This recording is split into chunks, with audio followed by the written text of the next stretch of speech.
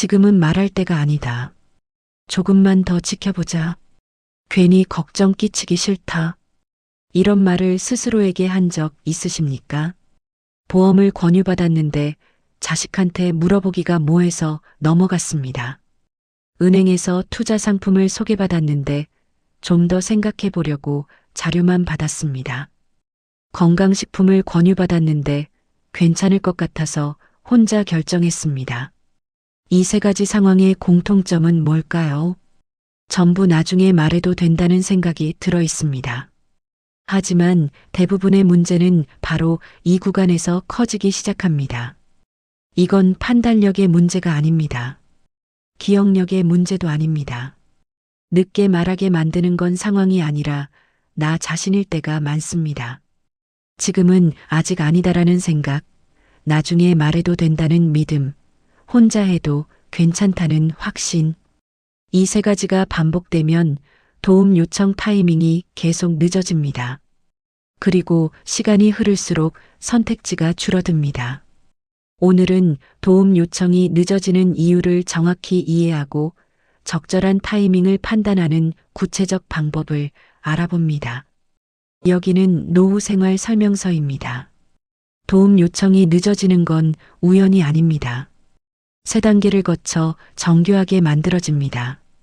첫 번째 단계는 망설임입니다. 두 번째 단계는 미루기입니다. 세 번째 단계는 포기입니다. 1단계 망설임 민폐될까봐. 방법 1 아직은 괜찮다는 자기 확신. 보험 설계사가 찾아왔습니다. 지금 가입하시면 보험료가 저렴합니다. 이 말을 듣고 아직은 괜찮다. 지금 당장 급한 건 아니다라는 생각이 듭니다. 이 생각이 드는 건 자연스럽습니다. 하지만 이 생각이 며칠, 몇 주, 몇 달 이어지면 문제가 됩니다. 보험료는 나이가 들수록 올라가기 때문입니다. 그런데 자식한테 물어보는 건 민폐처럼 느껴집니다. 이 정도 가지고 귀찮게 할 수는 없다. 이렇게 생각하면 도움 요청 타이밍이 넘어갑니다. 방법 2 나중에 말해도 된다는 시간 계산. 은행에서 투자 상품을 권유받았습니다. 자료를 받아서 집에 왔습니다. 자료를 보니 복잡합니다. 용어가 어렵습니다. 지금 물어보면 괜히 걱정만 끼친다. 나중에 결정하고 나서 말하면 된다. 여기서 중요한 건 나중에입니다. 나중이 언제일까요? 계약하고 나서일까요? 돈을 넣고 나서일까요? 나중에는 대부분 너무 늦은 타이밍입니다. 방법 3이 정도로 귀찮을 수 없다는 관계 고려. 건강식품을 권유받았습니다. 한 달에 15만 원입니다. 자식한테 물어봐야 하나. 하지만 이 정도 가지고 물어보면 뭐라고 할까? 내가 이것도 판단 못하나 자식이 날 애취급하는 것 같다는 생각이 들면 도움 요청이 불가능해집니다. 2단계 미루기 괜찮아질 것 같아서. 방법 1 조금만 더 지켜보자는 관망. 보험 설계사가 다시 전화를 걸어왔습니다. 이번 달까지만 특별 할인입니다. 조금만 더 생각해 볼게요. 이 말은 사실 아직 결정 못했다는 뜻입니다. 하지만 조금만 더가 계속 이어지면 선택지가 줄어듭니다. 방법 2 상황이 나아질 수도 있다는 희망. 투자 상품에 가입했습니다. 한 달이 지났습니다. 수익률이 마이너스입니다. 조금만 더 기다려보자. 상황이 나아질 수도 있다. 하지만 여기서 중요한 건 이 투자가 본인에게 맞는 상품인지 확인하는 겁니다. 조금만 더 기다리면 괜찮아질 거야 라는 희망이 판단을 막습니다. 방법 3 지금 말하면 걱정만 끼친다는 배려. 건강식품을 먹기 시작했습니다. 한 달이 지났습니다. 효과가 있는지 잘 모르겠습니다. 조금만 더 먹어보자. 지금 자식한테 말하면 걱정만 끼친다. 이렇게 생각하는 동안 시간이 흐릅니다. 3단계 포기 이미 많이 진행돼서. 방법 1 이제 와서 말해봤자라는 체념. 보험에 가입했습니다. 석 달이 지났습니다. 이제야 자식한테 물어보고 싶습니다. 하지만 이제 와서 말해봤자 이미 3번이나 보험료를 냈는데라는 생각이 듭니다. 방법 2 혼자 해결해야 한다는 결심. 투자 상품에 돈을 넣었습니다. 6개월이 지났습니다. 이미 6개월이나 지났는데 지금 말하면 뭐라고 할까? 혼자 해결해야 한다. 이 생각이 들면 도움 요청이 아니라 결과 보고가 됩니다. 방법 3 통보만 하면 된다는 정리. 건강식품을 6개월 먹었습니다. 이미 6개월이나 먹었는데 그냥 통보만 하자. 이 생각이 들면 도움 요청이 아니라 사후 통보가 됩니다. 이 3단계를 거치는 동안 지금은 아직 아니다라는 생각이 계속 이어집니다. 그리고 그 사이에 선택지가 하나씩 사라집니다. 결국 의논이 아니라 통보가 됩니다. 나중에 말하면 된다는 생각이 왜 위험할까요? 5가지 이유가 있습니다. 이유 1 문제가 단순해서 복잡으로 변한다. 처음에는 단순합니다. 이 보험 가입할까 말까? 이 시점에서는 선택지가 여러 개입니다. 가입할 수도 있고 안 할 수도 있습니다. 하지만 시간이 지나면 문제가 복잡해집니다. 이 보험 계속 유지할까, 해지할까? 이 시점에서는 선택지가 줄어듭니다. 둘 다 손해입니다. 30대가 이 상황에 처하면 손해를 보더라도 다시 시작할 시간이 있습니다. 70대가 이 상황에 처하면 손해를 보고 다시 시작하기 어렵습니다. 이유 2 비교 검토가 불가능해진다. 처음에는 비교할 수 있습니다. 자료를 모으고 비교하고 검토할 수 있습니다. 하지만 시간이 지나면 비교가 불가능해집니다. 이미 가입했기 때문입니다. 이제는 계속할까 말까만 결정하면 됩니다. 하지만 이 시점에서는 시간도 없고 자료도 없고 검증할 방법도 없습니다. 이유 3 해지 비용이 발생한다. 처음에는 해지 비용이 없습니다. 가입하지 않으면 되니까요. 하지만 시간이 지나면 해지 비용이 발생합니다. 보험은 초기 해지 시 환급금이 거의 없습니다. 투자 상품은 중도 해지 시 수수료가 붙습니다. 이 비용이 발생하면 이미 이만큼 넣었는데 지금 그만두면 손해다라는 생각이 듭니다. 뇌과학 연구에 따르면 사람은 이득을 얻는 기쁨보다 손실을 보는 고통을 입에 더 크게 느낍니다. 그래서 이미 넣은 돈이 발목을 잡습니다. 이유 4 감정이 개입되기 시작한다. 처음에는 감정이 없습니다. 이 상품 괜찮을까라는 중립적 질문입니다. 하지만 시간이 지나면 감정이 개입됩니다. 내가 잘못 판단한 걸까? 자식한테 말하면 뭐라고 할까?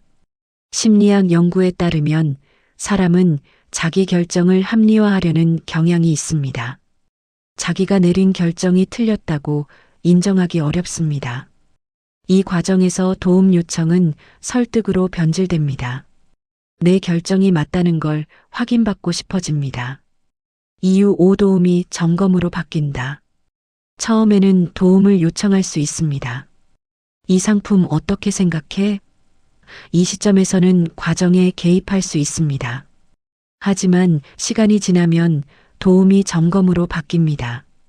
이 상품 가입했는데 괜찮은 거 맞지? 이 시점에서는 과정에 개입할 수 없습니다. 이제는 결과만 수습할 수 있습니다. 이 5가지 이유 때문에 나중에는 거의 항상 늦습니다. 결국 의논이 아니라 통보가 됩니다. 도움은 언제 요청해야 할까요? 5가지 신호가 있습니다.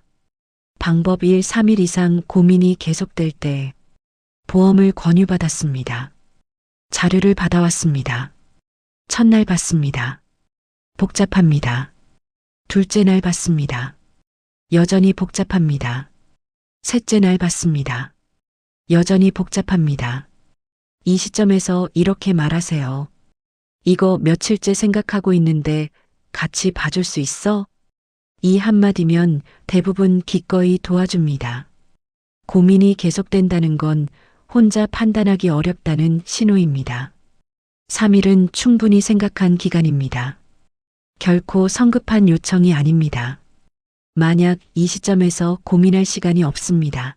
오늘만 특별 할인입니다라는 말이 나온다면 그건 압박 신호입니다. 그럼 이렇게 말하세요. 그럼 안 합니다. 정상적인 상품은 고민할 시간을 줍니다. 방법: 이 계약 서명 송금이 포함될 때 은행에서 투자 상품을 권유받았습니다. 서명만 하시면 됩니다. 이 시점에서 이렇게 말하세요. 이거 사인하기 전에 한 번만 봐줘. 계약 서명 송금은 돌이킬 수 없는 단계입니다. 이 단계 전에 도움을 요청하면 과정에 개입할 수 있습니다. 만약 지금 서명 안 하시면 기회가 없습니다라는 말이 나온다면 그건 위험 신호입니다. 그럼 이렇게 말하세요. 그럼 다른 분 드리세요. 방법 3. 2번만 넘어가자는 생각이 들 때 건강식품을 권유받았습니다. 한 달에 15만 원입니다. 좀 비싼데. 하지만 건강을 위해서 2번만 해보자. 이 생각이 들면 이건 합리화의 시작입니다. 2번만이라는 말은 사실 계속을 의미합니다. 이 시점에서 이렇게 말하세요. 그냥 하려고 했는데 내 생각이 궁금해. 그냥 하려고 했다는 솔직함이 신뢰를 줍니다. 합리화가 시작되기 전에 차단할 수 있습니다. 방법 4. 설명이 3분 이상 걸릴 때 보험을 권유받았습니다. 설명을 듣는데 복잡합니다. 용어가 어렵습니다. 구조가 복잡합니다.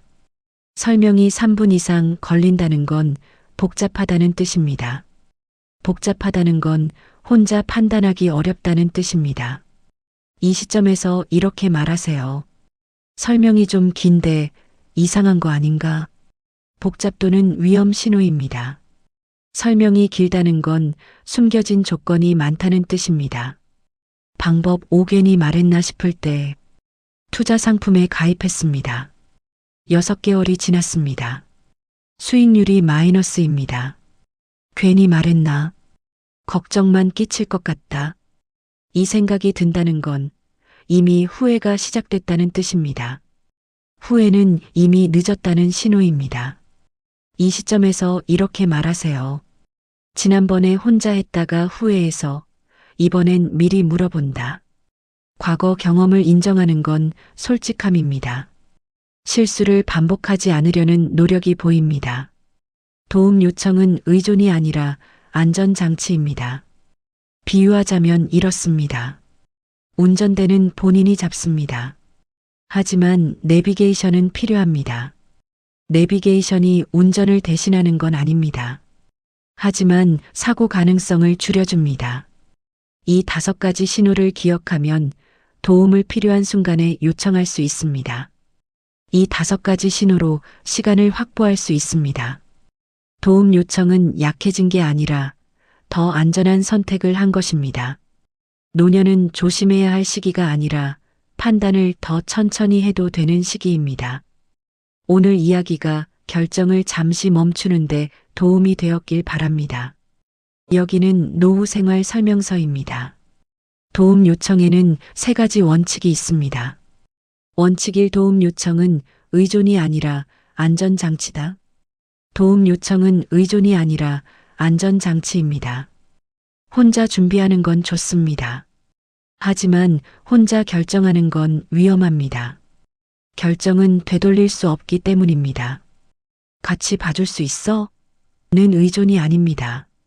안전벨트를 매는 행동입니다. 원칙 2. 나중에는 거의 항상 늦다. 나중에는 거의 항상 늦습니다. 20대는 빨리 결정해야 기회를 잡습니다. 70대는 천천히 결정해야 실수를 피합니다. 20대는 시간이 많습니다. 실수해도 만회할 수 있습니다. 70대는 시간이 적습니다. 실수하면 만회하기 어렵습니다. 지금 물어봐도 돼? 가 가장 안전한 타이밍입니다. 원칙 3. 가족은 걱정하는 게 아니라 함께하고 싶어 한다. 괜히 걱정 끼치기 싫어서. 이 말 뒤에는 2가지 가정이 숨어 있습니다. 가족이 걱정할 거라는 가정, 걱정이 나쁘다는 가정. 하지만 이 두 가지 가정은 틀렸습니다. 가족은 걱정하는 게 아니라 함께하고 싶어 합니다. 같이 생각하고 싶어 합니다. 같이 판단하고 싶어 합니다. 이렇게 물어보세요. 이거 어떻게 생각해? 이 질문은 판단을 대신해 달라는 게 아닙니다. 같이 생각해 보자는 요청입니다. 빠른 결정이 좋은 결정이 아닙니다. 천천히 함께한 결정이 좋은 결정입니다. 나중에 말할게요가 아니라 지금 같이 보시죠. 이 한마디가 사고를 예방합니다. 오늘 이야기가 결정을 잠시 멈추는데 도움이 되었길 바랍니다. 여기는 노후 생활 설명서입니다. 다음 이야기에서는 괜찮아요. 제가 알아서 할게요. 이 말 뒤에는 사실 말하기 어렵다는 마음이 숨어 있을 때가 많습니다. 가족한테 말하면 걱정만 끼칠 것 같고 혼자 해결하려니 불안하고 그렇다고 남한테 부탁하자니 민망합니다. 가족도 아닌 사람이 왜 나서야 할까요? 다음 편에서는 제3자를 활용하는 구체적 방법과 타이밍에 대해 알아봅니다. 여기는 노후 생활 설명서입니다.